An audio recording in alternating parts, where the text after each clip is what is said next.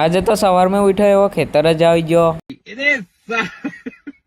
કેમ કે કાલે પડ્યો તો વરસાદ એટલે આજે અમે આવી ગયા કપાસિયા તુનવા. આકાશભાઈ અને મમ્મીએ તો મેકવાનું ચાલુ કર્યું અને ધમાભાઈ તો શેરે ઉભા મને જોતા હતા. મેં તો પછી લીધા હાથમાં કપાસિયા ને અંતર મંતર જંતર કર્યું ને એકીને ખેતર પૂરું કરી નાખ્યું. ખેતર પૂરું કરીને પછી ચાલ્યા પાછા બીજા ખેતર બાજુ.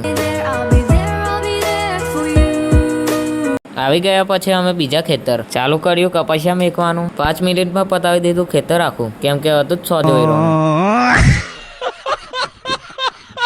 આવી ગયા પછી અમે બીજા ખેતર. આયા ખેતર તો કપાસિયા મેકતા મેકતા અમારા કેરોના ફાળિયા છૂટા પડી ગયા. કપાસિયા મેકીને આવી ગયા ઘરે ને હાથ પગ મોડું ધોઈને પછી મેં તો બેસી ગયો જમવા માટે. ખાઈને પછી ઓટલા આવ્યો ઊંઘા આવી ઉઈ ગયો. 5 વાગે ઉઠો નહીં કાયરો ઘરની બહાર નીકળો. સુરત દાદા ઊંઘી ચાલ્યા. ગાઈસ તમે પણ હોઈ જાઓ. એટલે ગાઈસ મેં આજના બ્લોગને અહીંયા આગળ પૂરો કરું. મળીએ નવા બ્લોગ સાથે.